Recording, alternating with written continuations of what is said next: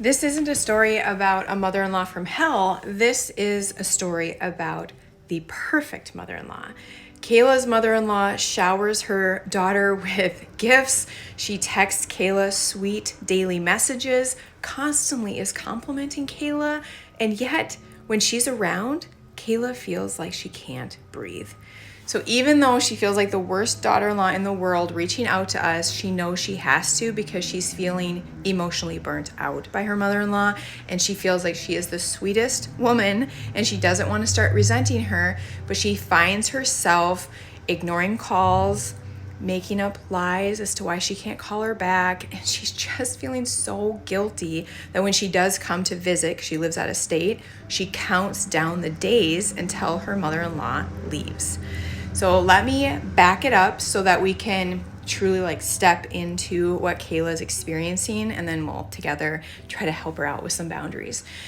So Kayla's mother-in-law, she lives out of state, but she wants to be a hands-on grandma.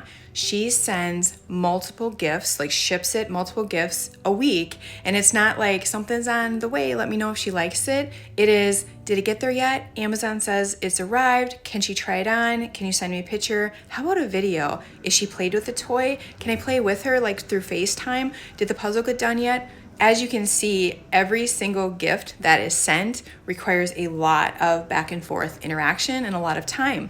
Kayla is super grateful of all the gifts and just how much her mother-in-law loves out loud, but it is very, very time consuming. The daily text. Now this is all throughout the day, but I'm just giving you a sample. It's multiple paragraphs, just talking about her life, like the mother-in-law's life, what she's gonna do, what she has going on, family, asking about Kayla, just pouring out her love to Kayla, what kind of a mom, wife she is, all of that. So it's a lot there, but if she doesn't just send it, she expects Kayla to respond. And if Kayla doesn't, then comes, are you okay? What's going on? I didn't know you had to work. Is there a doctor's appointment? Kind of getting worried. Can someone let me know what's going on? So Kayla feels like, I don't think I can step away from my phone because they start to pile up, and it's a lot of words, a lot of paragraphs. So I kind of have to manage it throughout the day. And plus I don't want her to worry. So there's that. Then comes the videos. Her mother-in-law is not mobile, so she has, she's very sedentary, she doesn't work, and so how she spends her time throughout the day is consuming content, and these videos, you guys are just too dang good, like the puppy videos, the daughter-in-law, just sentimental, educational, and funny videos are too good, and she sends them all to Kayla, even telling her I can't wait till you get to this part, let me know what you think, because she wants to know did we feel the same thing, or do we see it the same way? So she expects her to respond to every single video all throughout the day. So there's that. So this is when she's at home in another state, not even at Kayla's house. Now when she comes to visit, there's also some boundaries getting crossed. So Kayla, she has a little toddler. Now that she's getting older, she's noticed that her mother-in-law likes to step in and discipline. She does not discipline the same way as Kayla and her husband. They've tried to say you don't have to do that. Don't worry about that. It's not working. She also enters Kayla and her husband's bedroom in order to get to their private bath and uses Kayla's makeup, makes a mess, leaves it all over the place. And Kayla's like, oh, I hate this. This is so annoying. They've tried to say if you need anything in your bathroom, just let us know. We'll stock it. But she keeps coming in, using their bathroom. And when they host Kayla's mother-in-law, they also host a lot of barbecues because I guess Kayla's mother-in-law is the only one that lives out of state, and her husband and the brother-in-laws, they all live together. So they come over for these family barbecues, but since her mother-in-law is stationary or not mobile, can't really move around a lot, Kayla will sit with her mother-in-law and entertain her throughout the entire event just to kind of give, the sons, her sons a break, because her mother-in-law just tends to not have, really a lot of social awareness, can't pick up on social cues, or when people want to be done with the conversation, she just keeps talking and asking questions, trying to pull them back into the conversation. So she just gives them a break, lets the boys enjoy their time, and she sits and spends time with her mother-in-law. So if you can just imagine what I just told you and just put yourself in her shoes, knowing everything you do in a day, you work, you manage your household, you have your own family, your friends, your own mental health, all of it. And then you have one person in your life kind of demanding constant contact. it's a lot. So before I even get started, Kayla, it is a lot. Like, I just want you to know, like, you're not mean, you're not the bad guy, you're not the worst daughter-in-law in the world for reaching out. You do need to set some limits, because if you don't, like, as you can start, you're starting to feel like the relationship is, getting damaged because of this. You're starting to resent her, avoid phone calls, all that stuff. So it's a good thing you are reaching out, and it's necessary to set some limits here.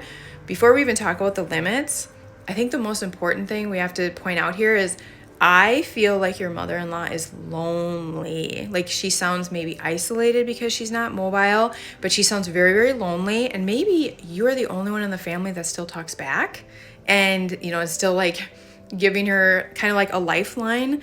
And if that's the case, I'm not saying this to say like, don't hang up on her. I'm saying this like, the family needs to plug her into her community. And I know she can't get out and about very easily, but maybe there's something virtual or a church that can come and visit her. There's got to be something where she can become a part of a community, so you're not her sole source like throughout the day. Because it does seem like it's all on you, and that's not healthy for you, and that's certainly not healthy for your mother-in-law. So I want to make sure that is the top priority before you guys do anything else with boundaries. Get her plugged in somewhere, like have your husband and his brothers try to like help her out.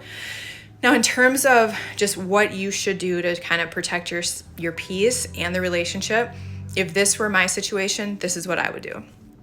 In terms of your containment boundaries, so right now you're calling her back when you only have like 15 minutes, so she doesn't take up 3 hours. I think that's wonderful. But you have to reframe it in your head, because you're still feeling like the bad guy, like the worst daughter-in-law, like you're not grateful for her and all this stuff. You need to tell yourself, no, I am helping contain this because she can't regulate, so I have to regulate for the both of us. So you need to reframe that so you're not piling on unnecessary guilt. In terms of the privacy, lock your door. Like, you can lock your door, and when she says like, oh, why is this locked? Are you afraid I'm going to steal something? You can either self-deprecate like I would do, or you can be direct. You can say, oh yeah, no, I'm a slob. It's super messy. I'm embarrassed. So we're just going to keep that locked. Or you can say, no, there's just some spaces in our house we want to keep private. Anyway, let's go fix some lunch. In terms of discipline, definitely intervene so that your child isn't confused. It's just like your voice that she's hearing, your style of discipline. Let grandma know she gets to be grandma, but just invite her to help you by saying, I do want you to let me know if she's doing something that you feel like needs to get called out. Come and get me and I'll do it, so that you can just enjoy it because you're not here all the time. Tech boundaries. I would definitely set a limit here, but I wouldn't focus on her usage. I would focus on like, I appreciate how much you think about me throughout the day and you want to share these little moments with me. And I feel so loved by you. And I appreciate it. Right now, I'm trying to decrease my screen time for my health. So if I don't respond, please know we are okay. I don't want you to worry, but I'm doing that because I'm just decreasing my screen time for my health. Yeah, see, what else was there? The barbecues. Okay, if she is coming there to visit her sons and you are already like absorbing all of this interaction when she's not visiting in your home, please don't think that you have to be the buffer in the barbecue. Like, her sons should be taking turns sitting with their mom. That's their mom. She's there to see her family, and they're also coming to the barbecue to see their mom. So it's just my opinion that you should be enjoying the day with everybody that's there and allow her sons to spend time with their mom. So those are just my ideas. I want to hear from the community, but I really want you to focus on having her children help plug her into community, because it definitely seems like you might be her lifeline. That's not healthy for either one of you. And again, I see your heart. I love how careful you're trying to be with your mother-in-law, seeing how sweet she is. And you definitely do need to set some boundaries, because this isn't sustainable.